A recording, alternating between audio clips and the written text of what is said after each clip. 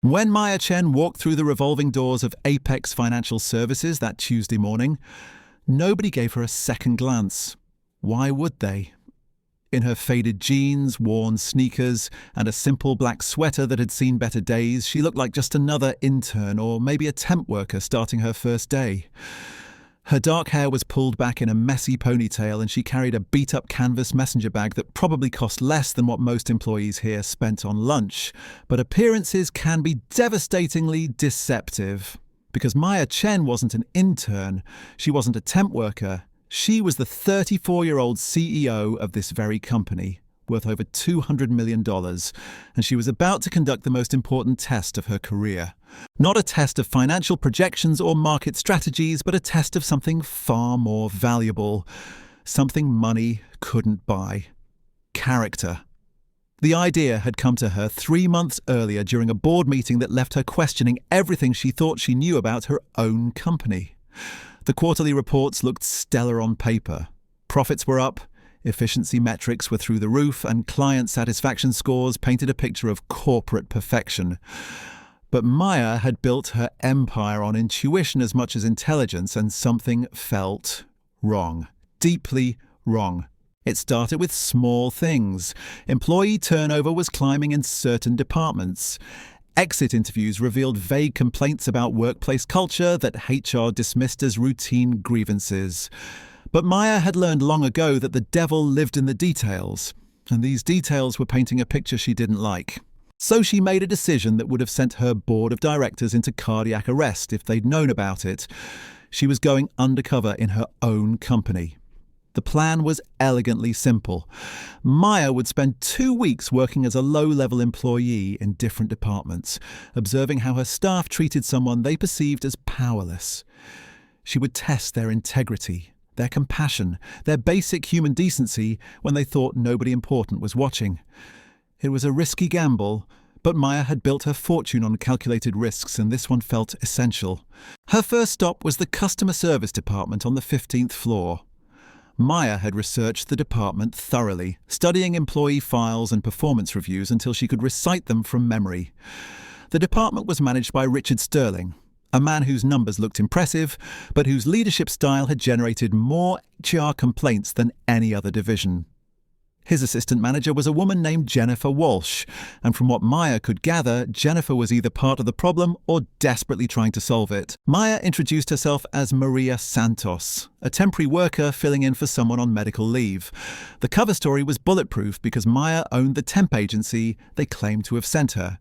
She had spent weeks perfecting the backstory, complete with fake references and a carefully constructed mother of two, struggling to make ends meet, social media presence.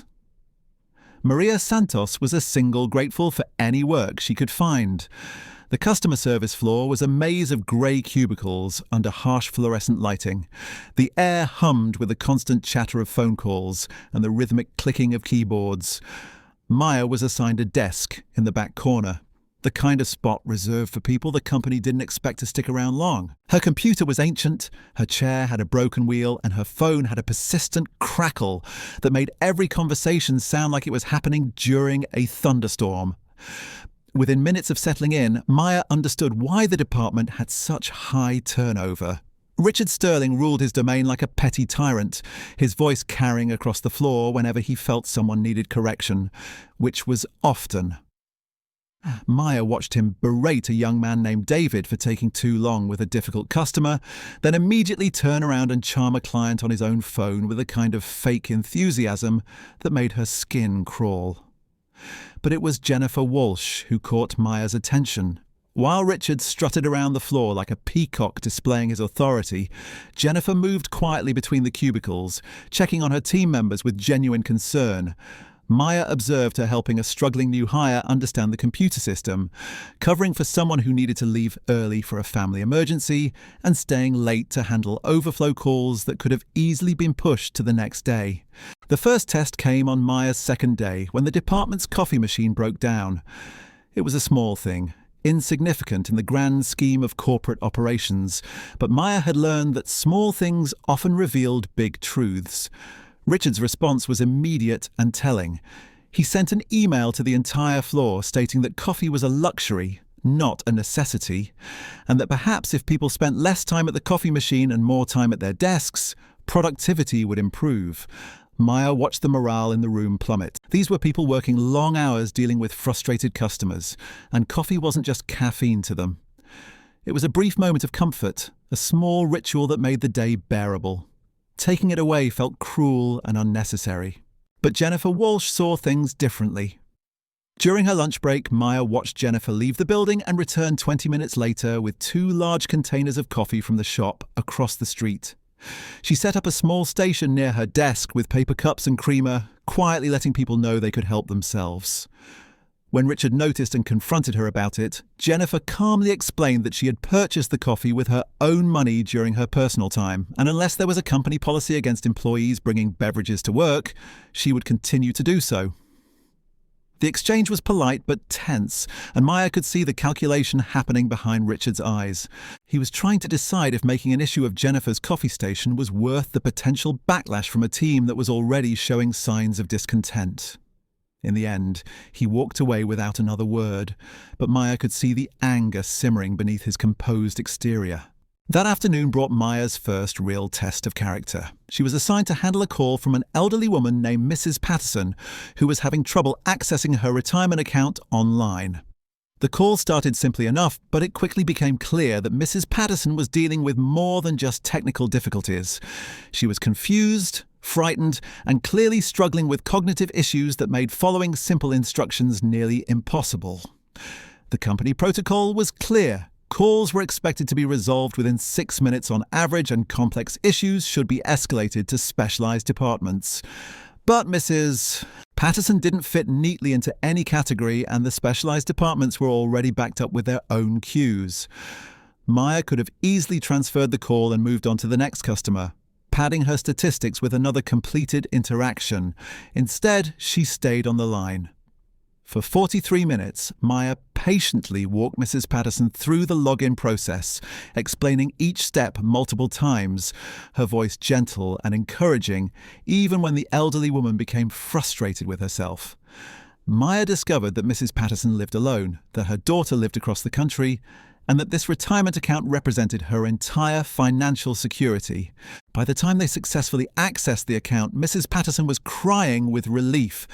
She thanked Maya repeatedly, calling her an angel, saying that she had been trying to access her account for weeks, and that other representatives had made her feel stupid and helpless. Maya's throat tightened as she realized how many other customers like Mrs. Patterson were probably out there, struggling with systems designed for efficiency rather than compassion. But Maya's good deed didn't go unnoticed. Richard Sterling appeared at her cubicle within minutes of her ending the call, his face flushed with anger. "Maria, was it?" he said, his voice dripping with false politeness. "I couldn't help but notice that your last call ran significantly over our time guidelines. 43 minutes for a simple login issue. That's unacceptable." Maya looked up at him, remembering to stay in character as Maria Santos, the temporary worker who needed this job. "I'm sorry, Mr. Sterling. The customer was elderly and needed extra assistance. I thought it was important to make sure she could access her account."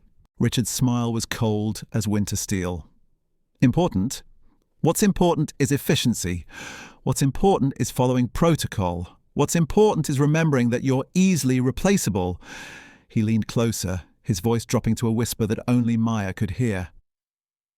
"I don't know what kind of operation you think you're running here, but this is a business, not a charity. If you can't keep up with our pace, I'm sure the temp agency has plenty of other workers who can." The threat was clear, and Maya felt a surge of anger that she had to carefully suppress. This was exactly the kind of behavior that was driving good employees away, the kind of toxic leadership that prioritized numbers over people. But she wasn't here as the CEO. She was here as Maria Santos, and Maria Santos couldn't afford to lose this job. "I understand, Mr. Sterling," Maya said quietly. "I'll do better." "See that you do," Richard replied, his voice returning to its normal volume as he noticed other employees watching the interaction. "We have standards here at Apex Financial Services." As Richard walked away, Maya felt a gentle hand on her shoulder. She turned to find Jennifer Walsh standing beside her cubicle, her expression kind but concerned. "Don't let him get to you," Jennifer said softly. "What you did for that customer was the right thing." Sometimes doing the right thing takes a little longer, but it's still right.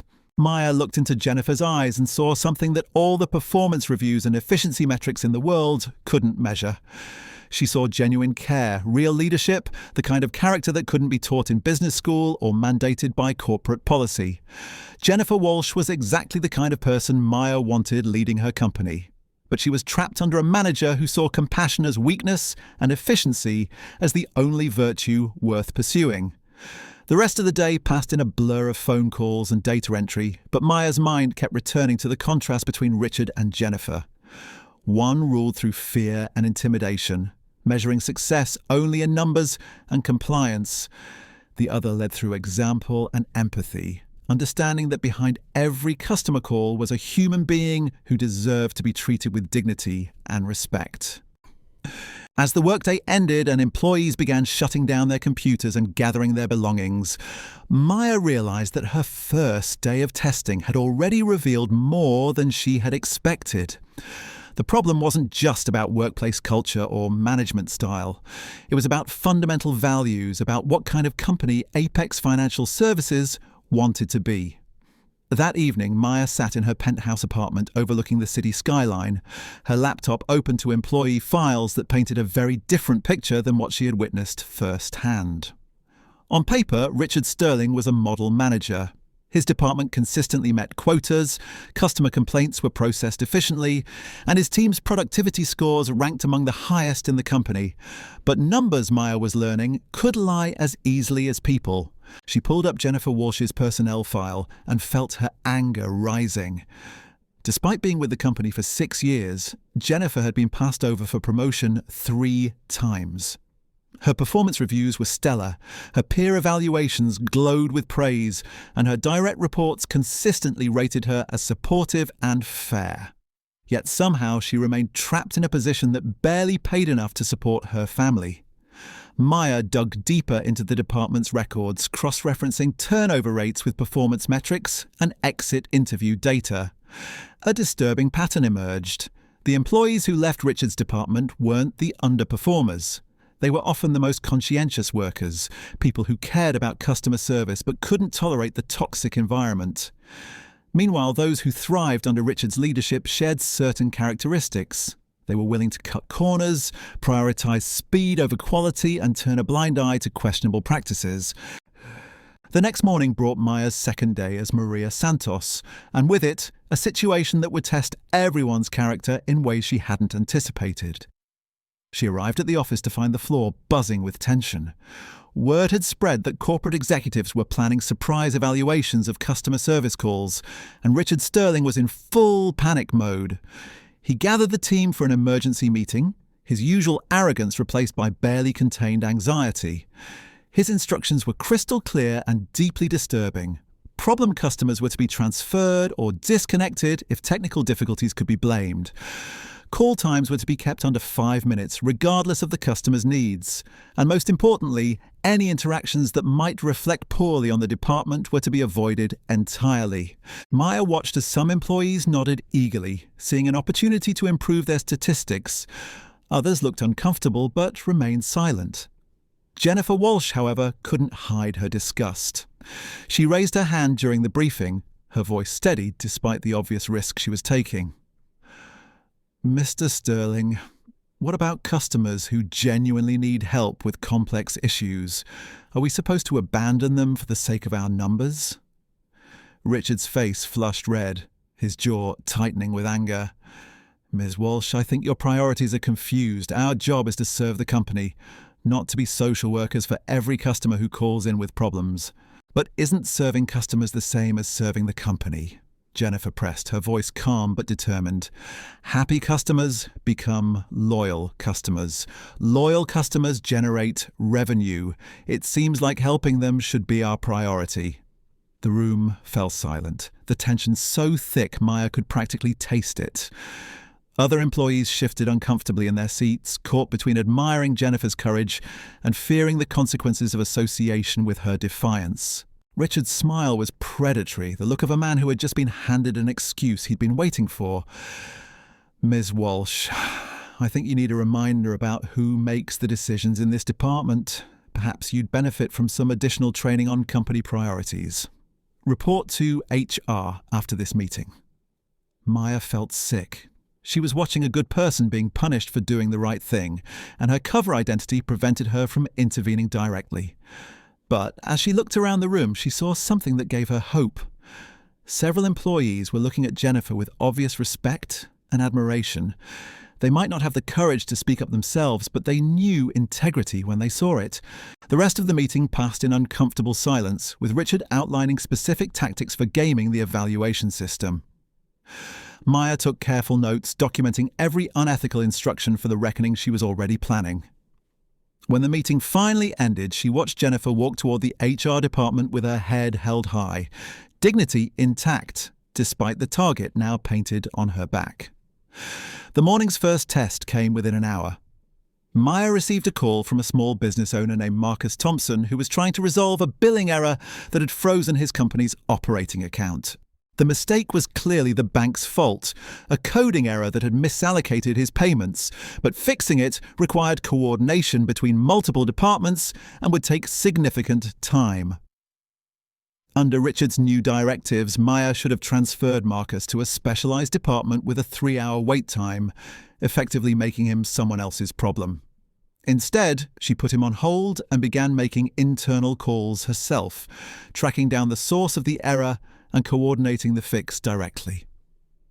It took 90 minutes of careful detective work, but she managed to restore access to his account and prevent what could have been a devastating blow to his small business. Marcus was effusive in his gratitude, explaining that the frozen account had threatened to shut down his operations and cost several employees their jobs.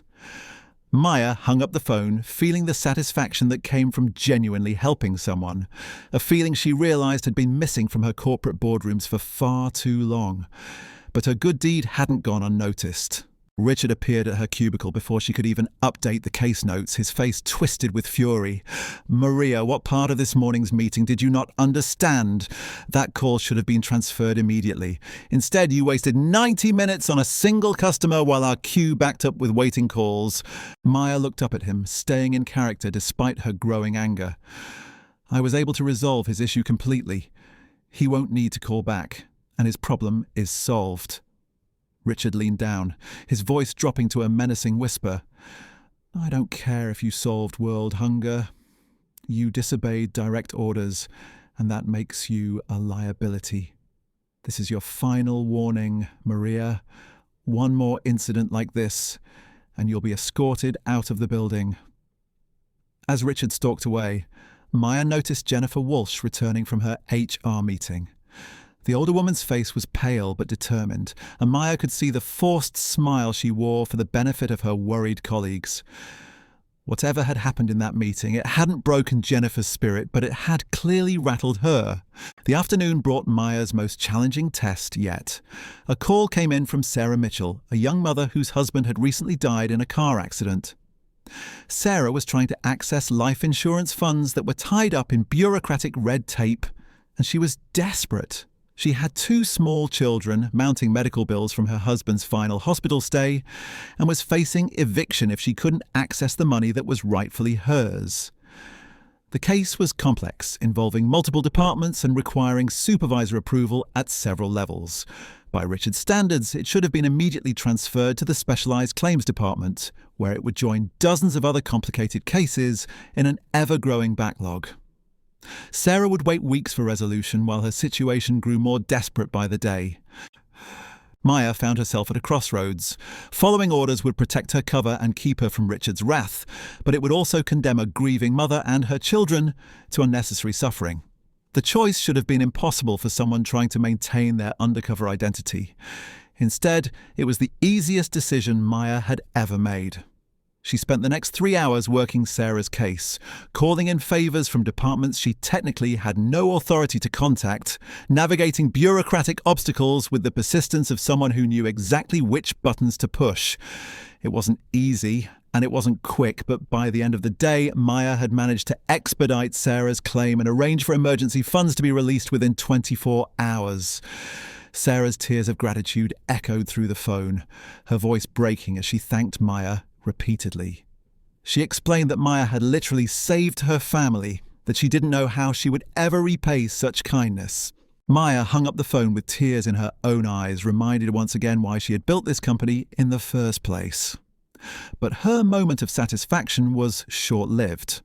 Richard Sterling appeared at her desk like an avenging angel, his face purple with rage and a thick folder clutched in his hands. "Maria Santos," he said, his voice carrying across the entire floor. "You are terminated, effective immediately. Security will escort you from the building." The floor went silent, every conversation stopping as employees turned to watch the confrontation. Maya felt her heart racing, not from fear but from anticipation. This was the moment she had been building toward, the test that would reveal everyone's true character when they thought the stakes were highest. Maya stood slowly, her hands steady despite the electricity crackling through the air around her. Every eye in the department was fixed on this moment, this collision between power and principle that would define what Apex Financial Services really stood for. She could feel the weight of their attention, the silent calculations happening behind dozens of pairs of eyes as her co-workers tried to decide whether to look away or bear witness. "Security will escort you from the building," Richard repeated, his voice dripping with satisfaction. He was savouring this moment, this public demonstration of his authority over someone he saw as expendable. The folder in his hands contained her supposed infractions, a carefully compiled list of every time she had chosen compassion over compliance. But as Maya prepared to reveal her true identity, something unexpected happened. Jennifer Walsh stepped forward from her cubicle, her chin raised in defiance despite the obvious risk to her own career. "No," Jennifer said, her voice cutting through the silence like a blade. "This is wrong, Mr. Sterling. Maria was helping customers, doing exactly what we should all be doing." Richard whirled around, his eyes blazing with fury at this unexpected challenge to his authority. "Ms. Walsh, I suggest you return to your desk before you join her in the unemployment line." But Jennifer didn't back down. Instead, she moved to stand beside Maya, her presence a shield of solidarity that sent ripples of shock through the watching crowd.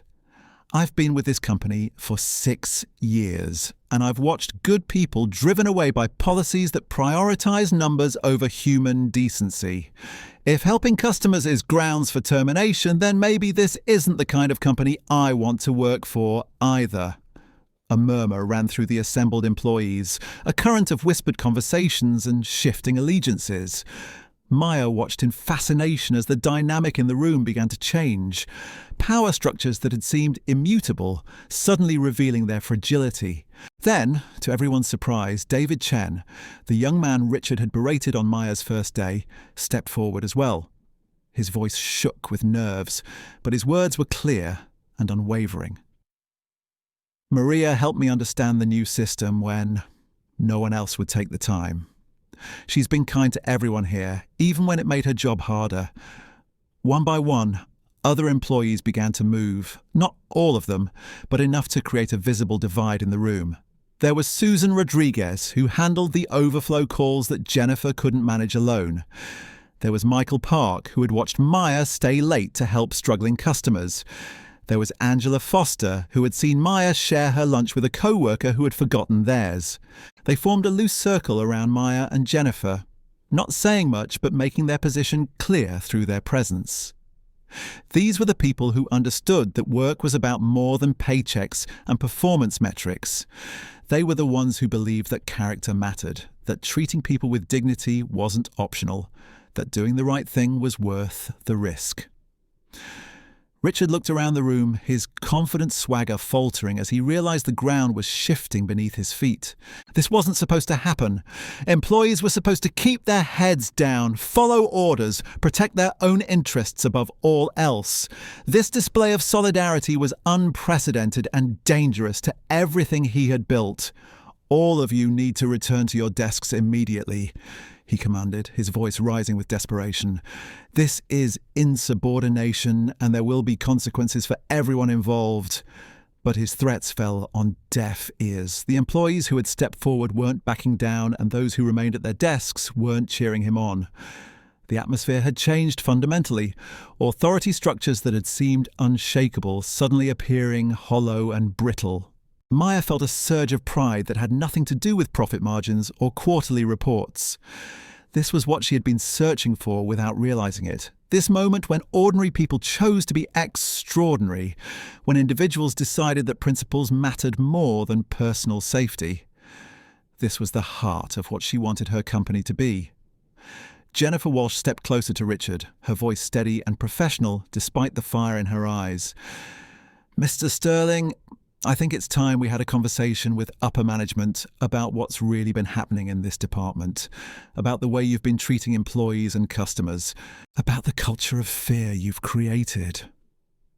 Richard's face went ashen as he realized the implications of Jennifer's words. A formal complaint to upper management would trigger investigations, reviews of his methods, scrutiny of his department's practices. Everything he had worked to build and control would be exposed to examination by people who might not appreciate his results at any cost philosophy. You wouldn't dare, he whispered. But Maya could see the fear creeping into his eyes. He was beginning to understand that his carefully constructed kingdom was built on foundations far more fragile than he had realized. Maya decided it was time to end the charade. She had seen enough, learned enough, witnessed enough to know exactly what needed to happen next. The test was complete, and the results were clearer than any performance review or efficiency report could ever be. She reached into her messenger bag and pulled out her phone, scrolling to a contact that would change everything. With deliberate slowness, she dialed a number that everyone in the building would recognize if they saw it on their caller ID. The phone rang twice before a familiar voice answered. Maya Chen's office, this is Patricia. How may I help you? Maya's voice carried across the silent floor as she spoke into the phone. Patricia, this is Maya. Please send building security to the 15th floor customer service department immediately and ask them to bring the executive conference room keys. The silence that followed was deafening. Maya watched as understanding dawned on face after face, confusion giving way to shock as employees processed what they had just heard. Richard Sterling stood frozen, his mouth opening and closing like a fish gasping for air, his brain struggling to compute the impossible reality unfolding before him. Jennifer Walsh was the first to speak, her voice barely a whisper. Maya Chen? As in CEO Maya Chen? Maya smiled, the pretense finally falling away like a discarded mask. Hello, everyone. I apologize for the deception, but I needed to see how this department really operates when you think no one important is watching. And what I've seen has been incredibly enlightening. Richard Sterling made a sound that was part gasp, part whimper, his face cycling through expressions of horror, disbelief, and dawning comprehension.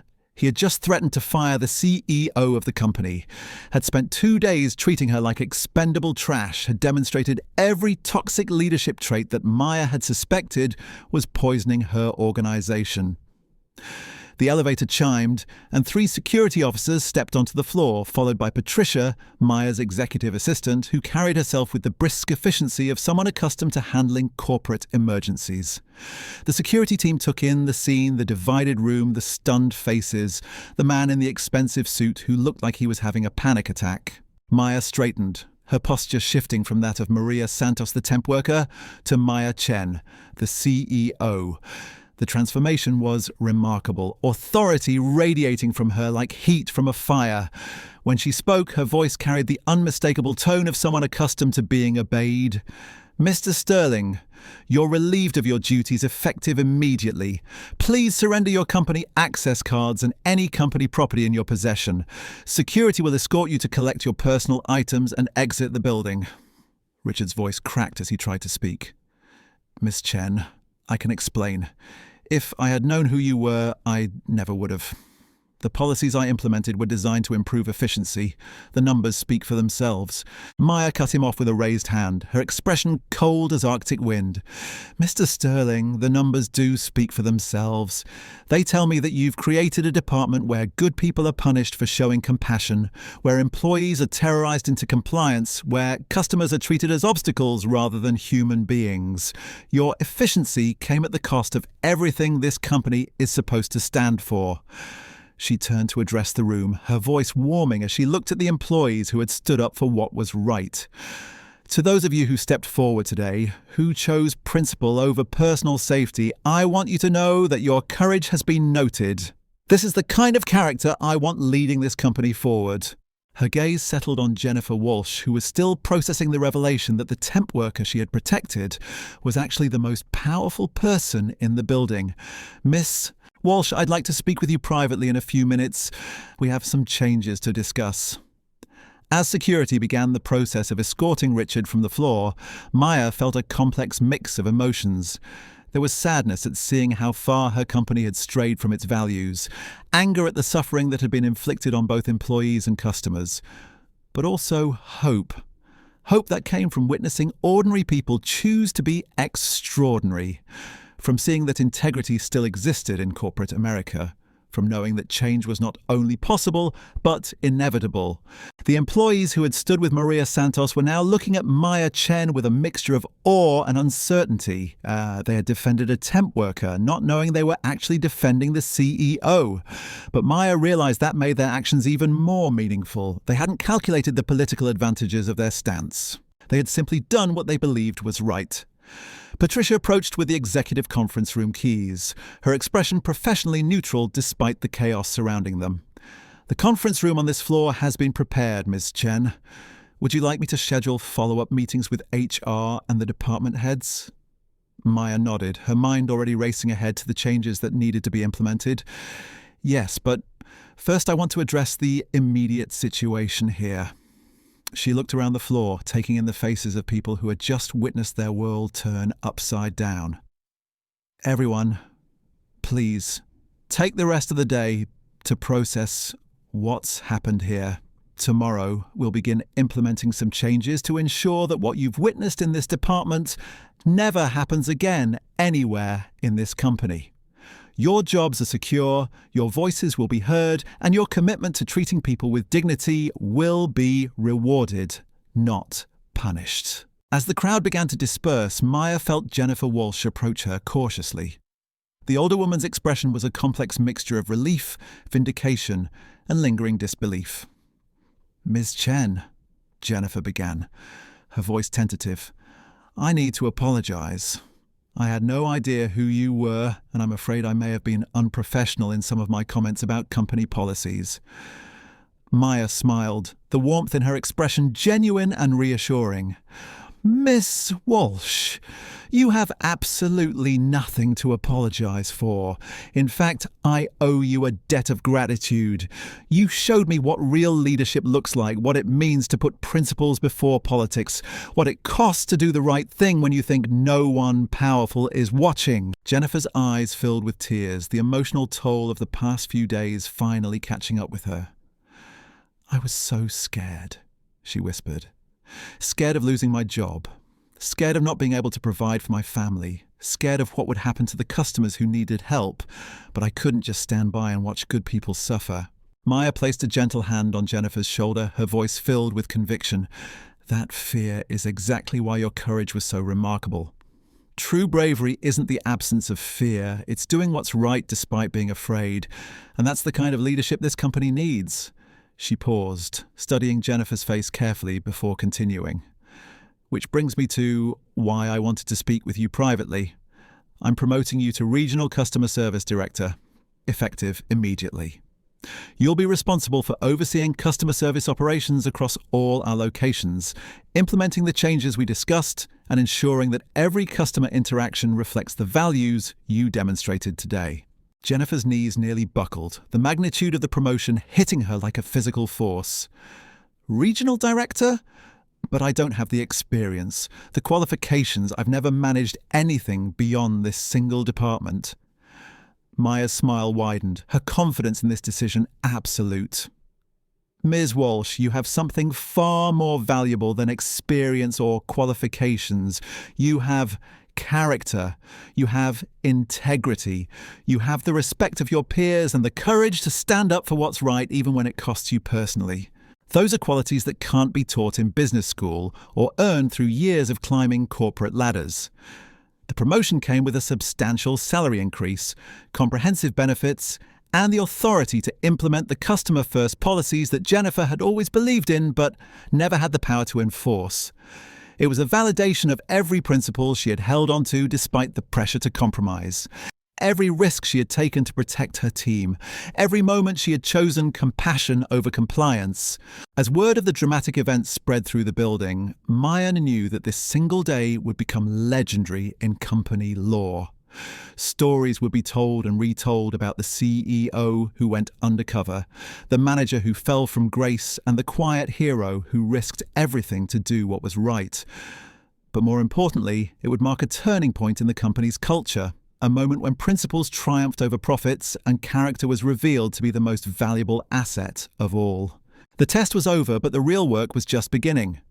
Maya had identified the problems plaguing her organization, but now she had to implement solutions that would prevent them from recurring. She had found the leaders she needed, but now she had to empower them to create lasting change. She had witnessed both the worst and best of human nature within her own company, and now she had to ensure that the best would prevail.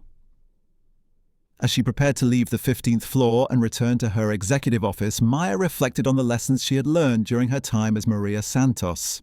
She had discovered that her company's greatest assets weren't its technology or its market position or its financial resources. They were people like Jennifer Walsh, employees who chose integrity over expedience, individuals who understood that true success was measured not just in dollars and cents, but in the dignity with which people were treated.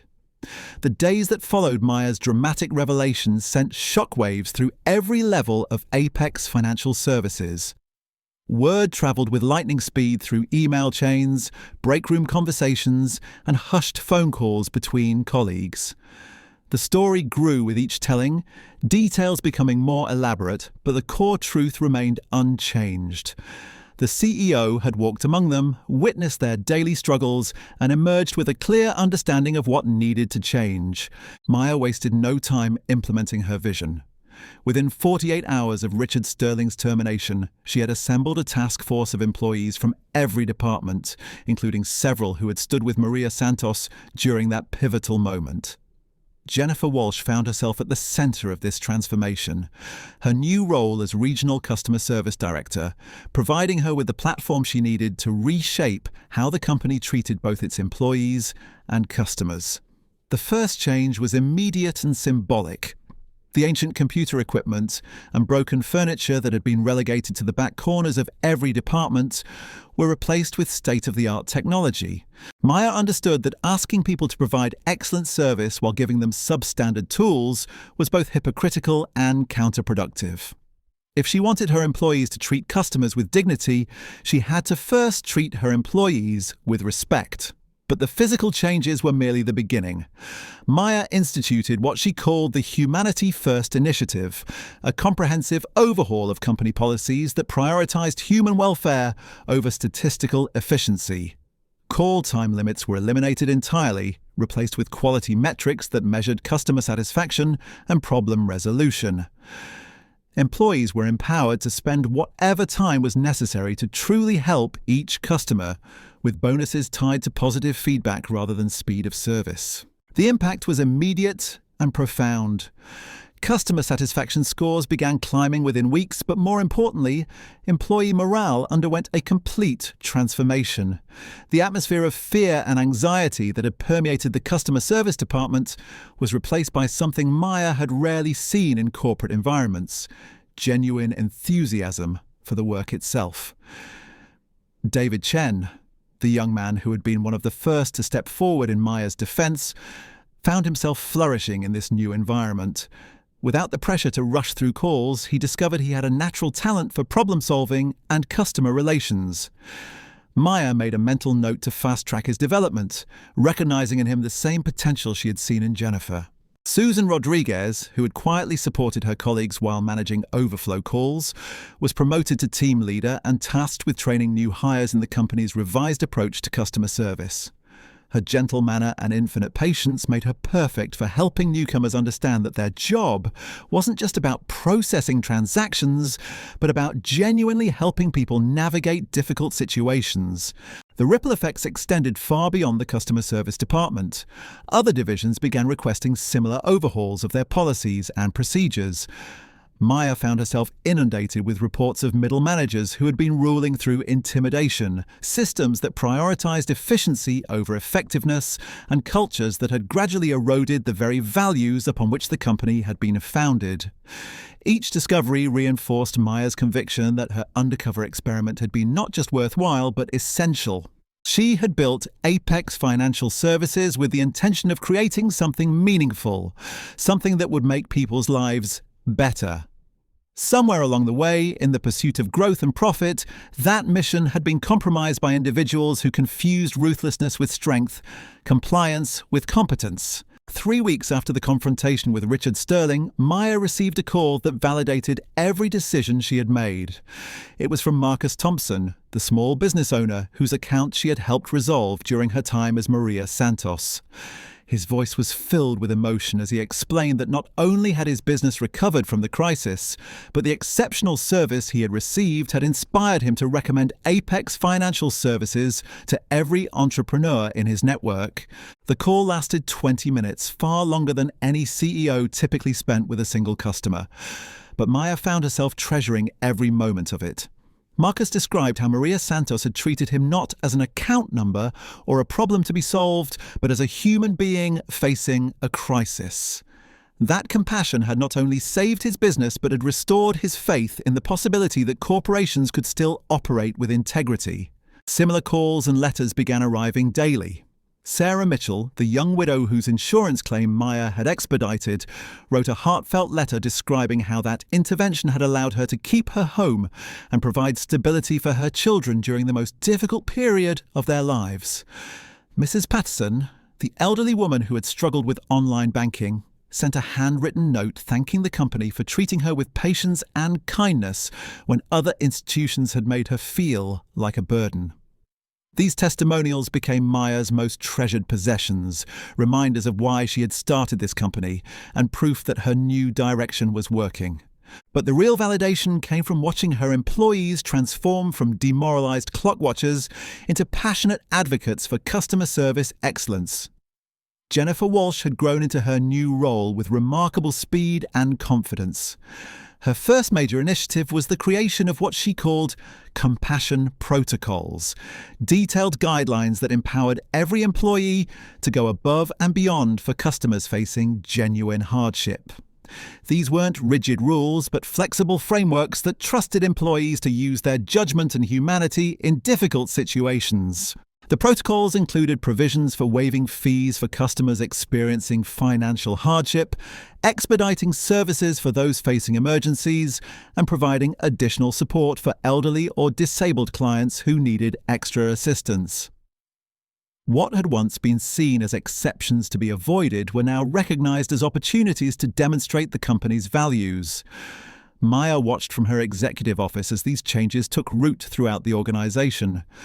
She saw employees staying late not because they were forced to, but because they were genuinely invested in resolving customer issues. She witnessed spontaneous collaboration between departments that had previously operated in isolation.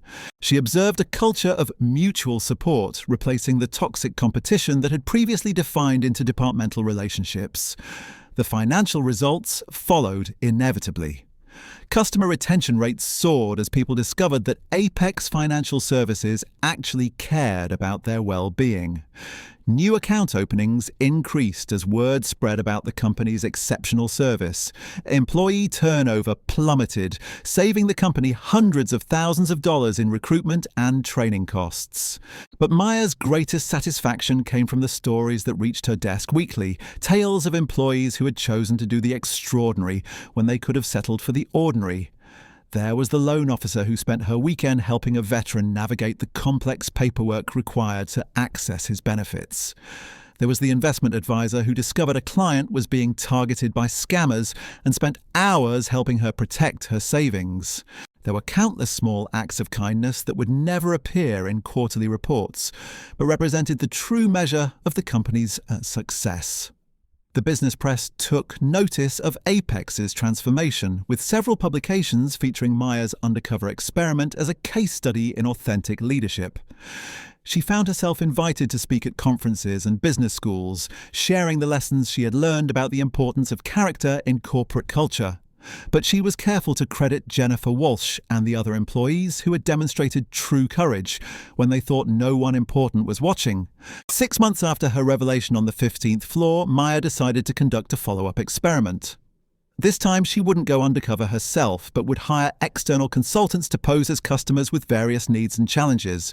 The results would provide an objective measure of how thoroughly the company's transformation had taken hold. The consultants reported back with glowing reviews that exceeded even Maya's optimistic expectations. They described interactions with employees who listened carefully, offered creative solutions, and followed up proactively to ensure problems were fully resolved. They encountered staff members who went out of their way to explain complex procedures, who showed genuine concern for customer welfare, and who treated every interaction as an opportunity to build trust, rather than simply complete a transaction. One consultant, posing as an elderly man confused about his investment options, was particularly impressed by his interaction with David Chen, who had been promoted to senior customer service specialist.